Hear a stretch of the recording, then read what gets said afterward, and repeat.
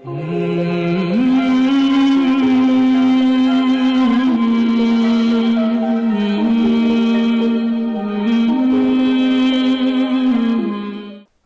السلام علیکم۔ اپنی خصوصی پیشکش رہنما میں ہم آپ کا استقبال کرتے ہیں۔ سب سے پہلے ولادت باسعادت امام زین العابدین علیہ السلام کے موقع پر ہم آپ کی خدمت میں، تمام مومنین کی خدمت میں اور خصوصی طور پر امام زمانہ عجل اللہ شریف کی خدمت میں تہنیت پیش کرتے ہیں۔ میں مولا کے ہی ایک مختصر سے قول سے آج گفتگو کا آغاز کرنا چاہتا ہوں کہ جس عالم کے علم سے فائدہ حاصل کیا جائے وہ 70,000 عابدوں سے بہتر ہے۔ اسی لیے آج ہم نے بزرگ عالم دین حجت الاسلام والمسلمین عالی جناب مولانا سید شمیم الحسن رضوی صاحب قبلہ سے گزارش کی اور انہوں نے ہماری اس پیشکش کو قبول فرمایا۔ ہم ان کے شکر گزار ہیں۔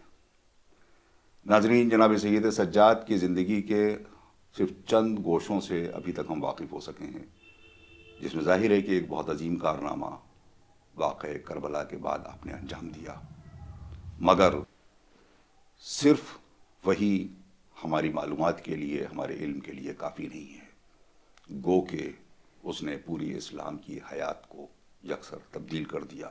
ناظرین، مولا کی ولادت کی تاریخ جو مشہور ہے وہ 15 جمادی الاول سن 36 ہجری بتائی جاتی ہے، گو کہ تاریخ میں تھوڑا اختلاف بھی ہے اور بعض روایتوں کی بنا پر 5 شعبان سن 38 ہجری کو بھی آپ کی سن ولادت اور تاریخ ولادت بتایا جاتا ہے۔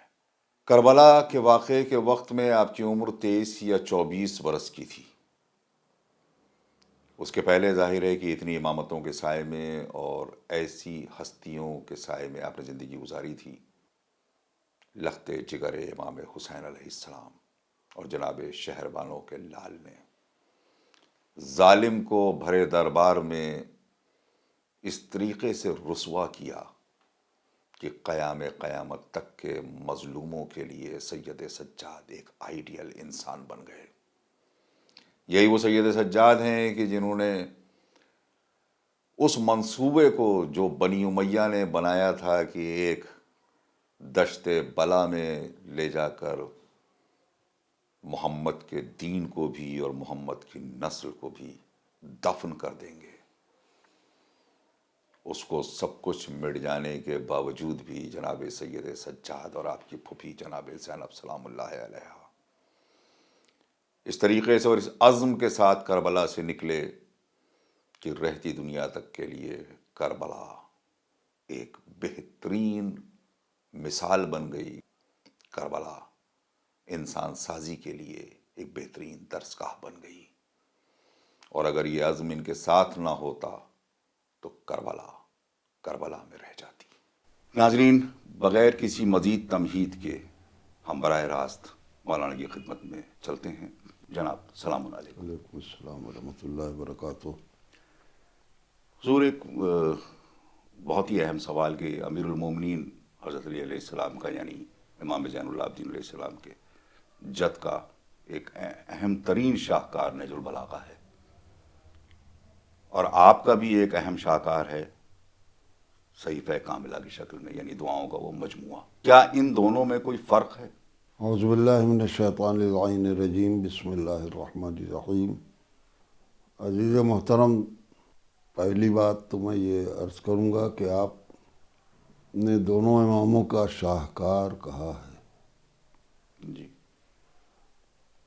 ان کی پوری زندگی شاہکار ہے، ان کا ہر عمل شاہکار ہے۔ اس کے لیے ایک لفظ اگر آپ رکھیں جو آپ کا سوال ہے اس میں، کہ علمی شاہکار، جی وہ صحیح فرمایا۔ فرق معنوی اعتبار سے نہیں ہے کوئی، جی لفظی اعتبار سے، معنوی اعتبار سے، جی حقیقی اعتبار سے دونوں کی روح، دونوں کی حقیقت یکساں ہے. بے شک. صرف فرق یہ ہے کہ نہج البلاغہ مولا کائنات کے خطبوں کا مجموعہ ہے. جی. ہمارے چوتھے امام کا یہ علمی شاہکار دعاؤں کا مجموعہ ہے. جی. لفظی اعتبار سے خطبہ الگ ایک چیز ہے، دعا الگ ایک چیز ہے. جی. خطبہ خطاب سے ہے، جب مجمع سے کوئی بات کہی جائے، جی. خطاب کیا جائے تو خطبہ بنتا ہے. کیا کہنا ہے، سبحان اللہ. اس کو جمع کر لیا گیا تو نہج البلاغہ کی شکل میں آج ہمارے پاس یہ علمی شاہکار موجود ہے. لیکن چوتھے امام سلام اللہ علیہ کے خطبے تھے اور انہوں نے بڑا کام انجام دیا ہے، بڑی اہمیت ہے اس کی، مگر اس کے باوجود جی. ان کی دعاؤں کو اہمیت حاصل ہوئی اس اعتبار سے کہ خطاب کے لیے، خطبے کے لیے ممبر چاہیے، مجمع چاہیے. جی. مولا کائنات کو موقع ملا تھا، حکومت ملی تھی، اقتدار ملا تھا، مجمع ملا تھا. خطاب مجمع سے کر کے پیغام پہنچاتے رہے. خطبے کی شکل ہوئی، اس کو ہمارے ایک بزرگ عالم دین نے جمع کر لیا نہج البلاغہ کی شکل میں. آج وہ علمی شاہکار ہمارے ہاتھوں میں ہے. لیکن چوتھے امام کے حالات کچھ مختلف تھے. ان سے ممبر چھین لیا گیا، مجمع دور کر دیا گیا. اللہ اکبر. ایسی منزل میں امامت کو اپنی خدمت انجام دینی تھی. انہوں نے ممبر کے بجائے محراب کو کیا کہنا ہے، مرکز سبحان اللہ. تبلیغ بنایا اور بجائے مجمع سے خطاب کرنے کے اپنے معبود سے خطاب کر کے پیغام پہنچایا. انہوں نے ہم تک جب معبود سے خطاب ہوگا تو اس کو دعا کہیں گے، جی. عام مجمع سے خطاب ہے تو خطبہ ہے، جی. جی. پروردگار سے گفتگو ہوگی تو وہ دعا ہے. جی. جی. یہ ایک مختصر سا فرق ہے، لیکن معنوی اعتبار سے کوئی فرق نہیں ہے. بس میں اس کو سمجھانے کے لیے کہہ سکتا ہوں کہ مجمع سے بات کہی جائے گی نصیحت کے طور پر، تو کہا جائے گا متقی بن جاؤ، تقوی اختیار کرو. اور جب وہی بات مجمع تک پہنچانی ہوگی اور خدا سے خطاب ہوگا تو کہا جائے گا پالنے والے ہم سب کو متقی بنا کیا دے، کہنا ہے، سبحان اللہ. تقوی کی توفیق عطا کر. جی. جی. غرض یہ کہ دونوں کی روح ایک ہے، حقیقت ایک ہے. آپ کی نظر میں آپ کے علمی کارناموں کے علاوہ اور بھی آپ کی حیات میں کوئی ایسے خصوصی کارنامہ کہ جس پہ آپ توجہ ڈلوانا چاہیں تمام مومنین کی؟ ظاہر ہے کہ میں نے ابھی عرض کیا کہ شاہکار کے سلسلے میں کہ ہر امام کی ہر خدمت ایک شاہکار ہے، اور اس میں فرق مشکل ہے. اسی طریقے سے ان کی خدمتوں اور کارناموں میں امتیاز پیدا کرنا بہت مشکل مرحلہ ہے. جی. البتہ اتنی بات ضرور سوچی جا سکتی ہے، سمجھی جا سکتی ہے کہ کربلا کی تاریخ کے بعد، اسیری کے بعد، جی.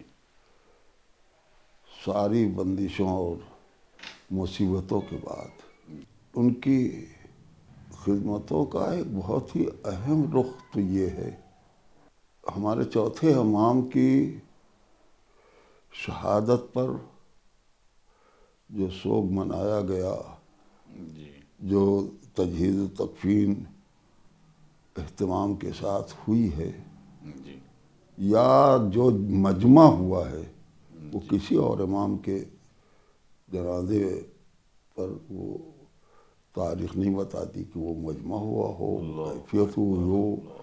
یہ عوام کے دلوں میں جو ہمدردی اور کیفیت اور جذبہ پیدا ہوا ہے، جی وہ بہت ہی قابل توجہ ہے کیا کہ ان حالات کے بعد جی جی بجائے اور بے کسی کے جی جی یہ اس کے برعکس یہ تاریخ جو دہرا رہی ہے بات، تو اس کے بہت سے گوشے ہیں. ان میں سے ایک اہم ترین گوشہ یہ ہے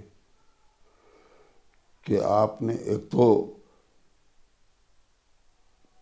دعا کے وسیلے سے جی جو اسلام کی تبلیغ کی ہے، پیغامات پہنچائے ہیں، اس کا اثر، اسی کے ساتھ ساتھ جی ان کی سیرت کا ایک اہم ترین حصہ یہ ہے کہ غلاموں کو خریدتے تھے، جی اور کثرت کے ساتھ ان کی امام کی تاریخ میں ہے کہ غلاموں کو خریدتے تھے.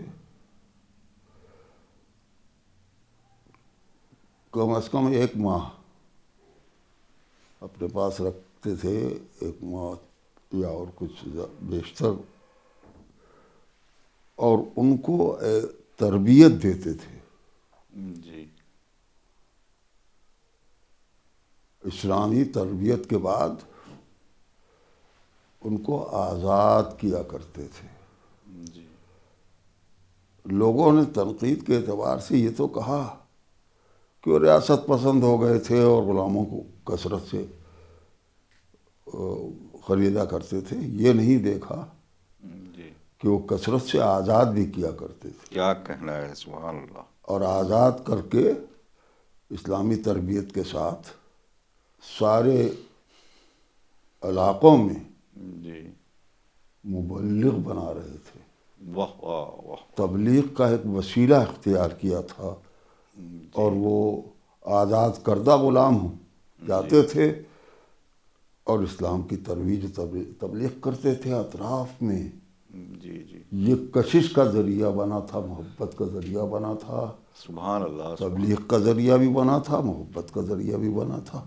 لہذا یہ خدمت بڑی اہم تھی، اور نہ صرف خدمت بلکہ دنیا کو جی تربیت بھی دی جا رہی تھی جی جی بے شک. کہ غلامی صرف اپنی خدمت کے لیے نہیں ہے، واہ واہ. غلاموں کو اپنے کردار سے متاثر اتنا کر دو کہ وہ دوسری جگہ جا کر کے اسلام کے مبلغ بن جائیں. یہ ایک شاہکار بہت ہی زندگی کا اہم ہے، ایک گوشہ کہیے، جی شاہکار ہاں، ایک کہیے. گوشہ اور بہت ہی قیمتی بات. یہ سب چیزیں بڑی اہمیت رکھتی ہیں ہمارے چوتھے امام کی. دو ایک باتیں ہیں جو کہی جاتی ہیں ان کے سلسلے میں کہ گریہ بہت کرتے تھے، دعائیں بہت کرتے تھے. جی دعاؤں کے لیے میں نے عرض کیا، اور گریہ کے لیے بھی. یہ بھی ایک وسیلہ تھا. جی کربلا کی تاریخ گم ہو جاتی ہے. بے شک. جن حالات میں آئے تھے قید و بند سے رہائی پا کر کے، اب حالات کو لفظوں کا جامہ پہنا کر جی کربلا شناسی کے لیے لوگوں کو آمادہ کرنا مشکل تھا. جی ہمدردی پہلے پیدا کی جائے گی، تب بات کیا کہنا ہے، دنیا سبحان تک اللہ. پہنچے گی. جی اور یہ فطری ہے کہ گریہ ہمدردی کا ذریعہ ہے.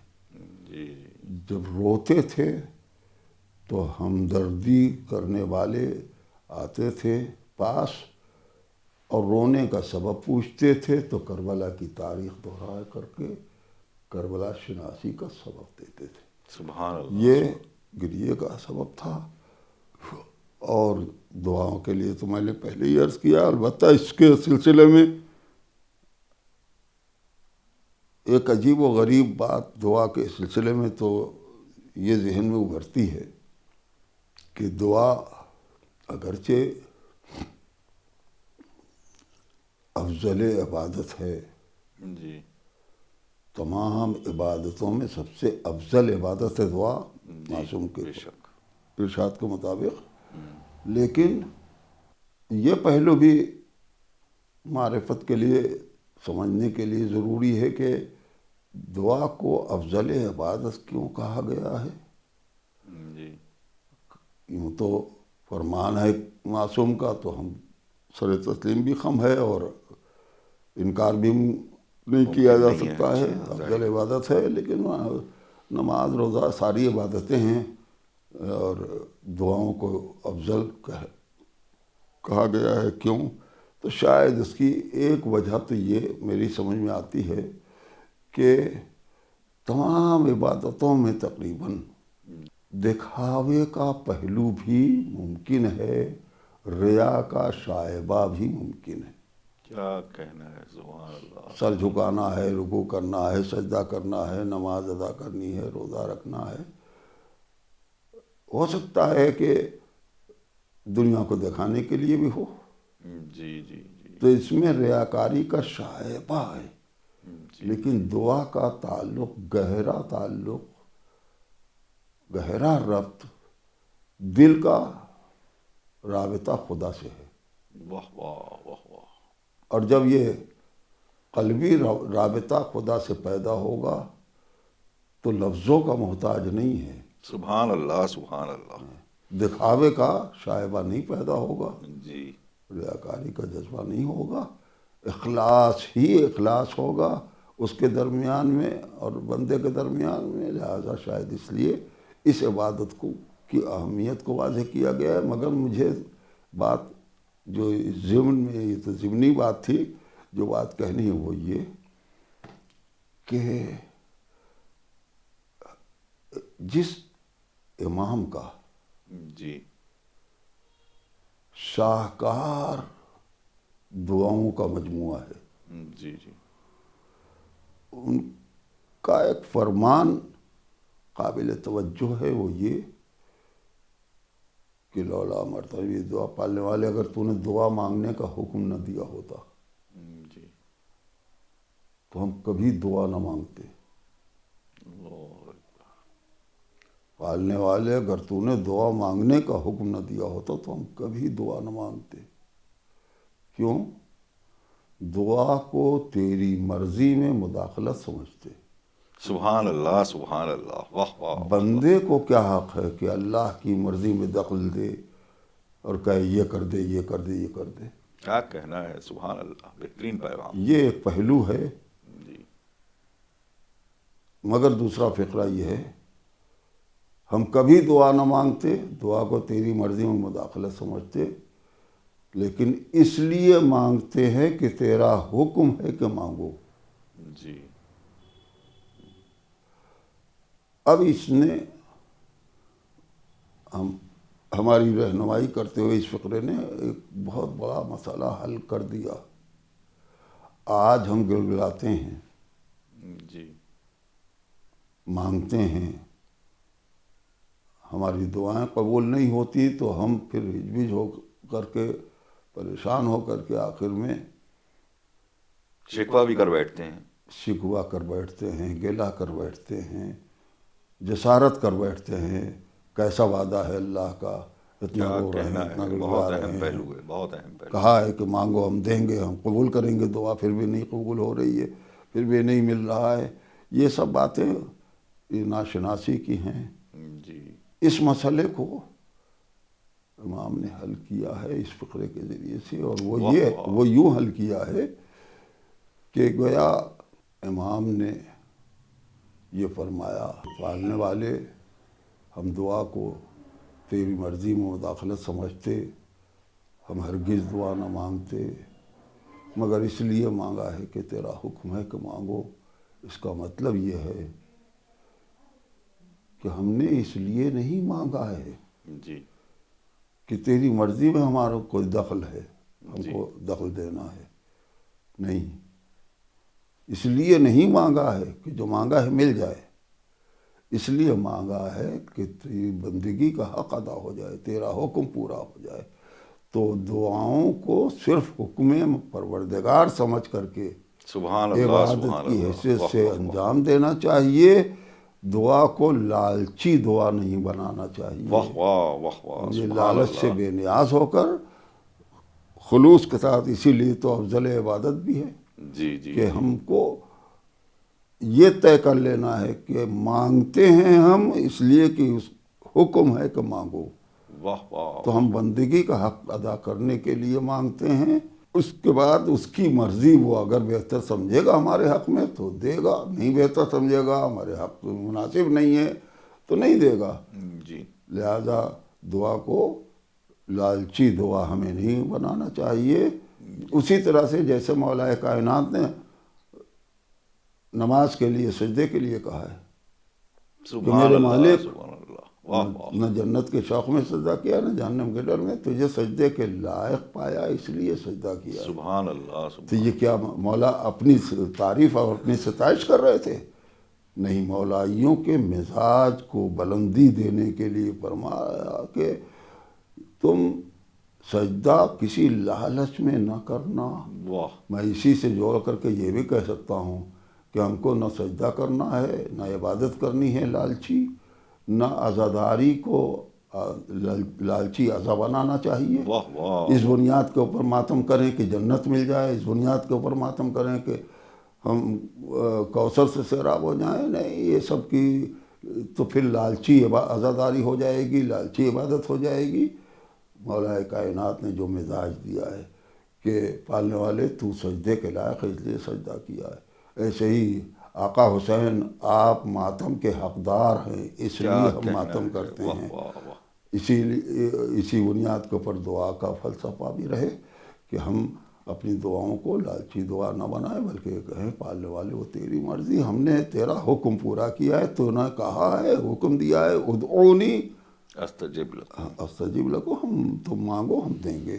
تو ہم حکم کی تعمیل میں دعائیں کرتے ہیں۔ تو یہ شاہکار ہمارے امام کا سبحان علمی اللہ سبحان شاہکار ہے اللہ، کہ جو واہ دعا کی شکل میں آیا ہے، دونوں کی روح ایک ہے۔ اب ظاہر ہے کہ آپ نے عزا کا بھی ذکر کیا اور جناب سید سجاد کی حیات سے مظلوم کربلا کی عزا کو الگ نہیں کیا جا سکتا۔ تو آپ کا وہ زمانہ کہ جس وقت آپ کربلا سے قیدی بنا کے شام لے جائے جا رہے ہیں، تو جتنی اذیت کے ساتھ لوہوں میں جکڑ کے جس طریقے سے آپ کو لے جایا گیا ہے، جو کسی اور قیدی کے ساتھ انہوں نے یہ انداز نہیں اپنایا، اور یہ بھی اچھی طریقے سے دشمن کو بھی معلوم ہے کہ یہ لوگ راہ فرار اختیار نہیں کرتے، کیا نظر آتا ہے سبب اس کا؟ بے شک، نہ صرف یہ کہ دنیا جانتی ہے کہ آل محمد کے یہاں فرار نہیں ہے، جی لہذا یہ سوچا بھی نہیں جا سکتا کہ قیدی بھاگ جائے گا، اس لیے جکڑا جا رہا ہے۔ اور اگر کسی کے ذہن میں یہ بات آ بھی سکتی ہو تو اس کا دوسرا پہلو، دوسرا جواب یہ ہے کہ قیدی بھاگ جائے گا اس لیے کہ امام کے ہاتھوں میں جی سیدانیوں کے اونٹوں کی مہار تھما دی، جی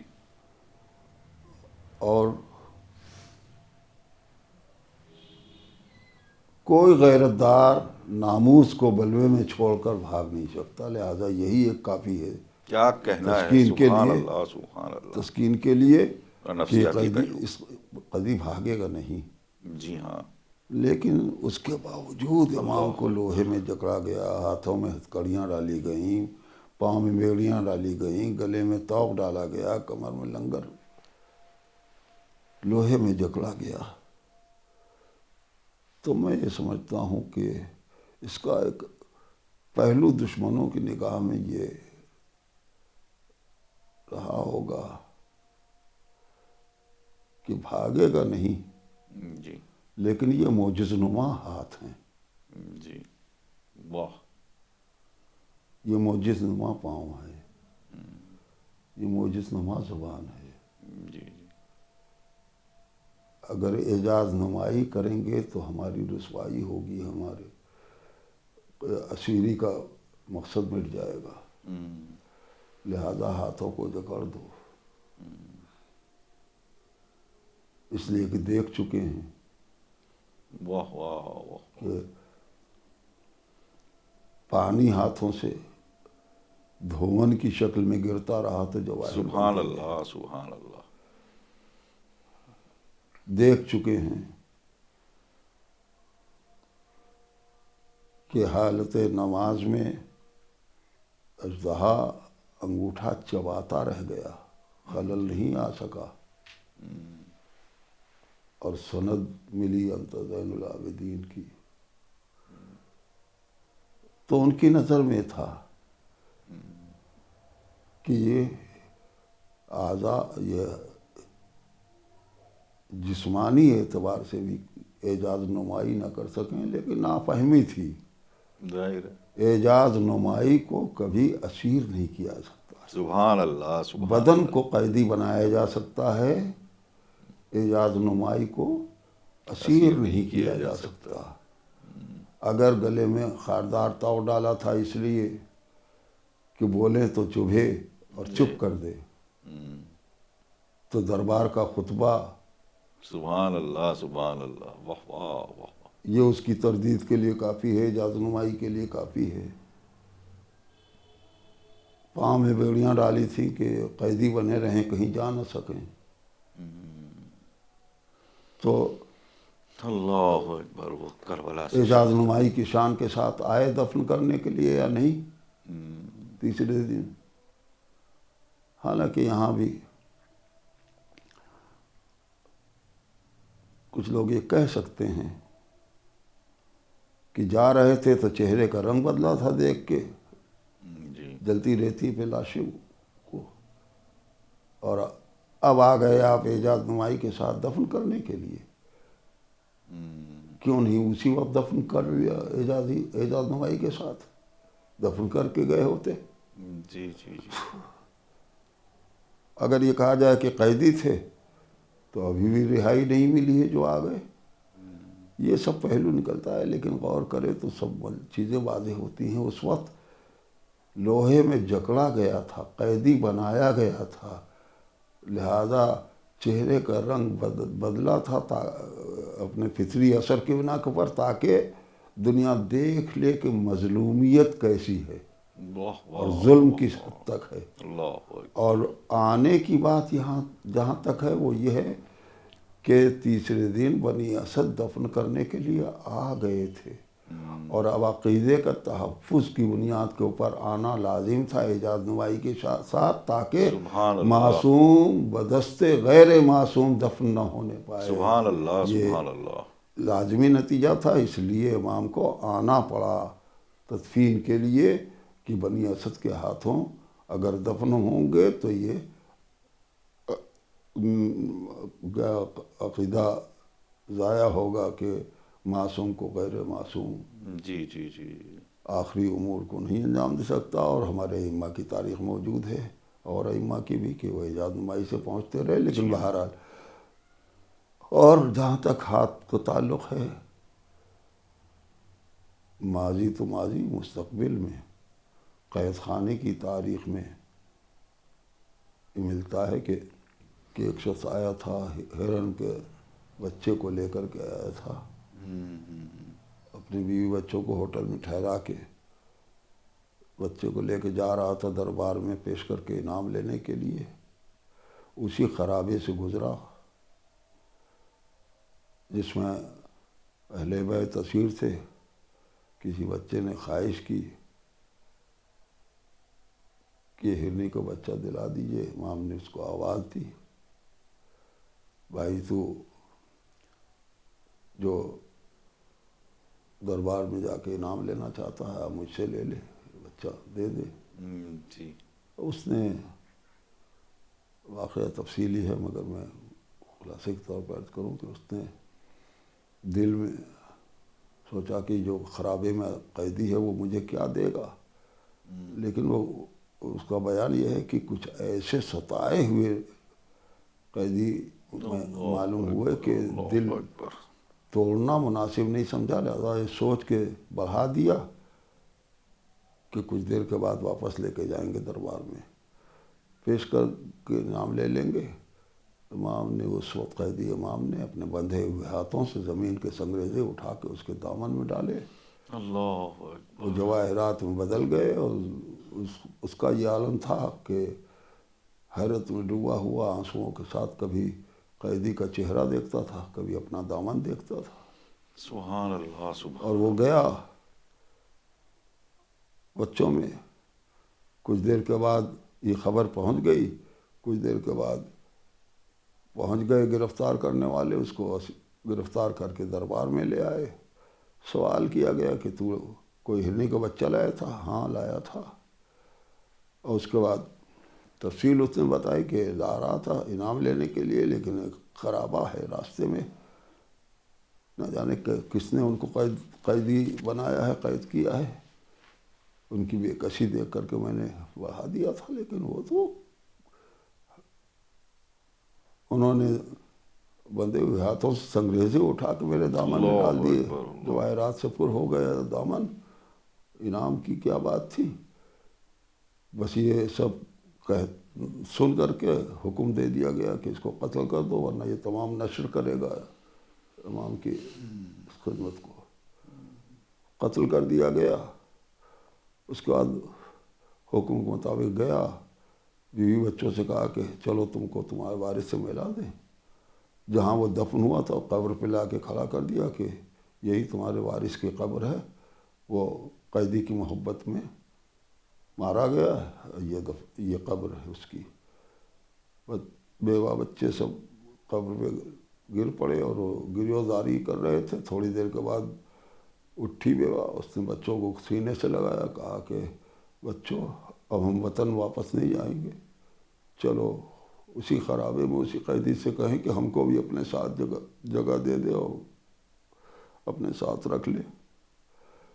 وہ آئی، آ کے فریاد کی امام سے۔ امام نے پوچھا کہ تجھے قبر معلوم ہے؟ کہا ہاں، میں وہیں سے آ رہی ہوں، یہ کہہ کے آئی ہوں کہ بغیر وارث کے میں وطن نہیں جاؤں گی۔ جی، کہا چلو۔ ایک معجز نما امام بھیڑیاں سنبھالے ہوئے پیچھے پیچھے، وہ بیوہ آگے آگے قبر پہ لا کے کھڑا کیا کہ یہی میرے وارث کی قبر بتائی گئی ہے۔ امام نے اشارہ کیا، قبر شگافتہ ہوئی، اللہ اکبر، اللہ، آواز دیتا ہوا نکلا، السلام علیکہ ابن رسول اللہ، فرزند رسول میرا سلام۔ اللہ اکبر، اللہ اکبر، امام نے پھر اعجاز نمائی دکھائی اور اس کے بعد آواز دی، بھائی یہ جواہرات لے مزید، اور اب نہ ٹھہرنا، دشمن کا دیس ہے، پھر تجھے اسیر کیا جائے گا، لہذا اب تاخیر نہ کر۔ تیری بیوی نے کہا تھا، تیری زوجہ نے کہا تھا کہ بغیر وارث کے میں وطن نہیں جاؤں گی، لہذا تو فوراً اپنے بچوں کو لے کے وطن چلا جا۔ وہ وطن کی طرف روانہ ہوا۔ امام نے بیڑیاں سنبھالی، قید خانے کا رخ اختیار کیا۔ تو میری نگاہ میں صرف یہ ہے کہ دشمنوں نے شاید لوہے سے اس لیے جکڑا تھا کہ اعجاز نمائی نہ ہو سکے، لیکن ان کی ناشناسی تھی۔ بے شک، آدمی کو بے اسیر کیا شک، جا سکتا ہے، معجزے کو اسیر نہیں کیا جا سکتا ہے۔ سبحان اللہ، وآخر دعوانا الحمد للہ رب العالمین۔ ناظرین، بہت ہی پرنور گفتگو، اور ظاہر ہے کہ اہل بیت کے گھرانے کے لیے ہم سب کو معلوم ہے کہ جب ان کا ذکر ہوگا تو آنکھوں میں اشک نمایاں ہوں گے، کیونکہ ہر مصائب میں کہیں نہ کہیں فضائل ہے، اور ہر فضائل میں کہیں نہ کہیں مصائب کے گوشے ہیں۔ چلتے چلتے میں اپنے چند اشعار آپ کی خدمت میں پیش کروں گا۔ ظاہر ہے کہ جس قسم کی گفتگو ابھی آپ کے سامنے ہوئی ہے، اس کے ذیل میں ایک شاعر کا بولنا ضروری بھی ہے کہ سخت ہے مدحت عابد کا ارادہ کرنا، ناؤ کاغذ کی ہے اور پار ہے دریا کرنا۔ آبرو فکر بشر کو دی اسی قیدی نے، جس کو چاہا تھا ستمگاروں نے رسوا کرنا۔